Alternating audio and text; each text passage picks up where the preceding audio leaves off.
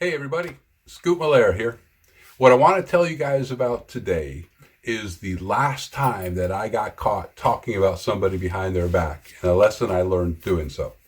So you got to go back probably about 25 or 30 years, but I was managing the ladies' shoe department from hell at a department store that would become Macy's. It was Burdines back then. And when I was managing this department, I took over when it was so downtrodden and run down so bad.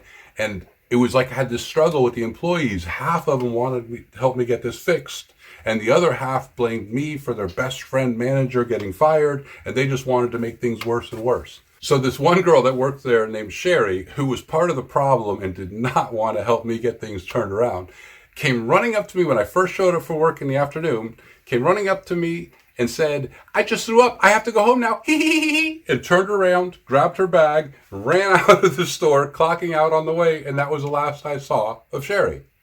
Well, later that night, when we didn't have enough staff, one of the women who was really helping me get things turned around, she was in her mid-30s, a single mom, great woman, Veronica, said, "Hey, there's not enough people working. Where's Sherry? She's on the schedule."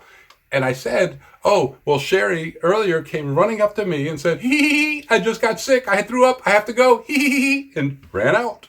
And that was the only person in the world that I told that to. And I knew it was okay to tell her because Veronica couldn't stand Sherry or her 3 or 4 friends that were trying to mess things up. When Veronica was trying to make commission, make money, she was totally on my side.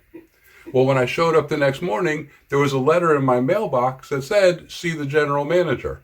When I went in to go see Mr. Rasner, he sat down and had a talk with me about talking about my employees behind their back. Somehow the word had gotten back to Sherry, and she went up and complained to the office before she started working the next day.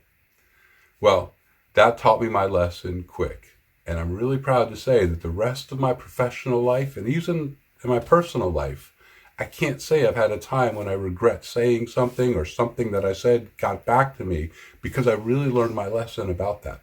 It's one of those little things I pass along to my students when I got a few extra minutes in class at the end of one of the days or the end of one week somewhere.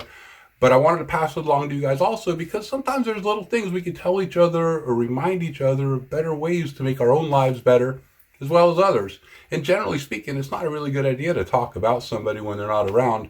And those things do tend to have a way of getting back with you.